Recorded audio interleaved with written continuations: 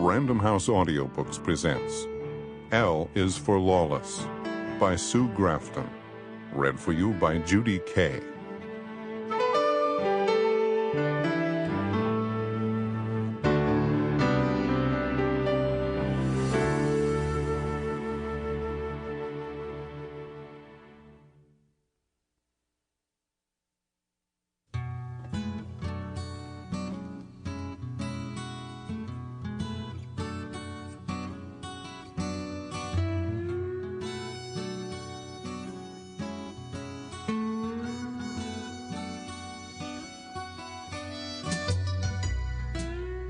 L is for Lawless.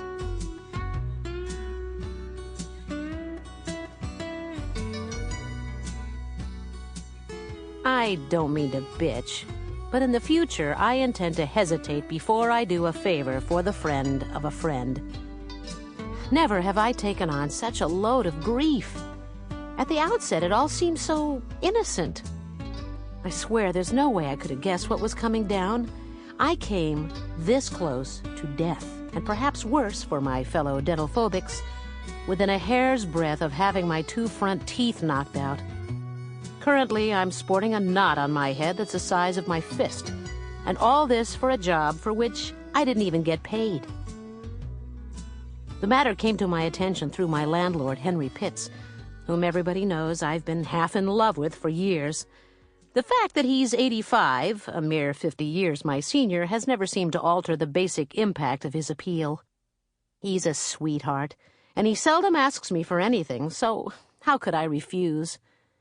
Especially when his request seems so harmless on the face of it, without the faintest suggestion of the troubles to come. It was Thursday, November 21st, the week before Thanksgiving, and wedding festivities were just getting underway. Henry's older brother, William, was to marry my friend Rosie, who runs the tacky little tavern in my neighborhood.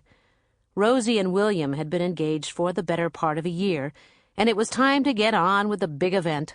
I've never been certain of Rosie's actual age, but she has to be close to 70. With William pushing 88, the phrase, "until death do us part," was statistically more significant for them than for most. Before I delineate the nature of the business I took on, I suppose I should fill in a few quick personal facts. My name is Kinsey Millhone. I'm a licensed investigator, female, twice divorced, without children or any other pesky dependents. For 6 years, I'd had an informal arrangement with California Fidelity Insurance, doing arson and wrongful death claims in exchange for office space. For almost a year now, since the termination of that agreement, I'd been leasing an office from Kingman and Ives, a firm of attorneys here in Santa Teresa. Because of the wedding, I was taking a week off, looking forward to rest and recreation when I wasn't helping Henry with wedding preparations.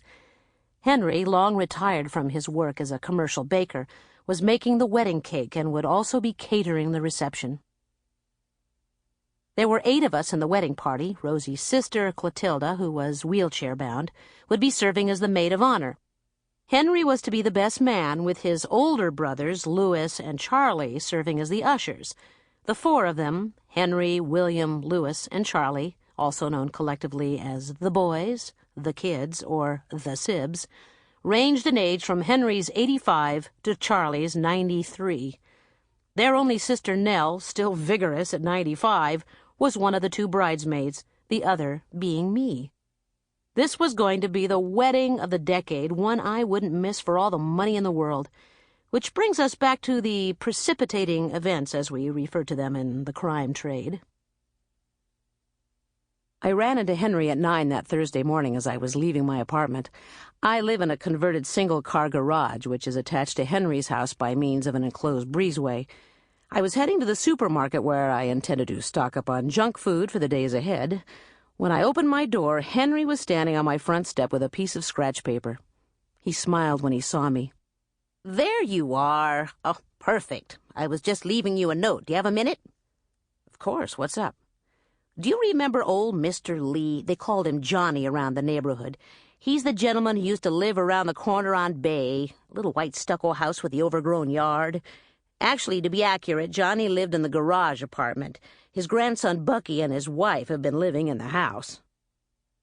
The bungalow in question, which I passed in the course of my daily job, was a run-down residence that looked like it was buried in a field of wild grass. I know the house, but the name doesn't mean much. You've been using past tense. Is the old man dead? I'm afraid so. Poor fella had a heart attack and died 4 or 5 months back. I ran into Bucky a little while ago, and he has a problem he was asking me about. It's not urgent, it's just irksome, and I thought maybe you could help. Sure, what's the deal? The old guy didn't want a funeral, but he did ask to be cremated, which was done right away. Bucky was thinking about taking the ashes back to Columbus, Ohio, where his dad lives. But it occurred to him his grandfather was entitled to a military burial. I guess Johnny was a fighter pilot during World War II, part of the American volunteer group under Claire Chennault. He didn't talk much about it, but now and then he'd reminisce about Burma, the air battles over Rangoon, stuff like that. Anyway, Bucky went out to the local Veterans Administration office and filled out a claim form. He didn't have all the information, but he did what he could. 3 months went by, and he didn't hear a thing. He was just getting antsy when the claim came back marked, "Cannot identify." Bucky called his dad and told him what was going on. Chester got right on the horn calling Randolph Air Force Base in Texas, which is where the Air Force keeps personnel files. I don't know how many people he must have talked to, but the upshot is the Air Force has no record of John Lee, or if they do, they won't talk. Chester is convinced he's being stonewalled, but what can he do? I told him you might have an idea about what to try next. They're sure he was really in the service? As far as I know, Chester's out here from Ohio, wrapping up some details on his father's probate. I didn't mean to volunteer your services, but it seems like a worthy cause. Well, I'll do what I can. You want me to pop over there right now? I've got the time if you think Bucky's home. He should be. At least he was an hour ago. I appreciate this, Kinsey. I locked my front door while Henry headed toward the garage, and then I waited by the drive while he backed the car out. He eased to a stop and rolled down the window. "Don't forget you're joining us for dinner." I didn't forget. This is Lewis's birthday, right? I even bought him a present. I'll see you later. I waved as Henry disappeared down the street and then let myself out of the gate. The walk to the Lees took approximately 30 seconds. 6 doors down, turned the corner, and there it was. I had to hold my arms aloft, wading through the weeds just to reach the porch. I rang the bell and then spent an idle moment picking burrs from my socks. The door was opened by a kid I recognized. Bucky was in his early 20s. He was 3 or 4 inches taller than I am, which would have put him at 5'9" or 5'10". He wasn't overweight, but he was as doughy as a beer pretzel. His hair was red gold, parted crookedly in the center and worn long. "Are you Bucky?" "Yeah." I held my hand out. "I'm Kinsey Millhone. I'm a friend of Henry Pitt's. He says you're having problems with a VA claim." He shook my hand, but the way he was looking at me made me want to knock on his head and ask if anyone was home. I plowed on. He thought maybe I could help. Mind if I come in? "Oh, sorry, I got it now. You're the private detective. At first I thought you were someone from the VA. Come on in." He stepped back and I moved into a small entrance hall with a hardwood floor that hadn't been buffed for years. "My dad's not home right now, and I think Babe's in the shower. I should let her know you're here. Hey, Babe!" No reply. I've never been a big fan of yelling from room to room. You want to find her? I can wait." Let me do that. I'll be right back. Have a seat," he said. I went down a step into the living room and settled gingerly on a lumpy couch covered with a brown and yellow afghan. Bucky returned. "She says go ahead. We gotta be somewhere shortly, and she's just now getting dressed. My dad'll be back in a little while. He went down to Perdido to look at lighting fixtures. We're trying to get Pappy's apartment fixed up to rent."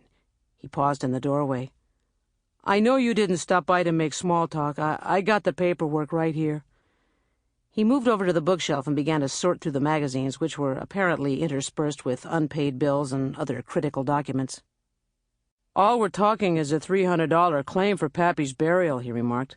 "Babe and me paid to have him cremated, and we like to get reimbursed." Sample complete. Ready to continue?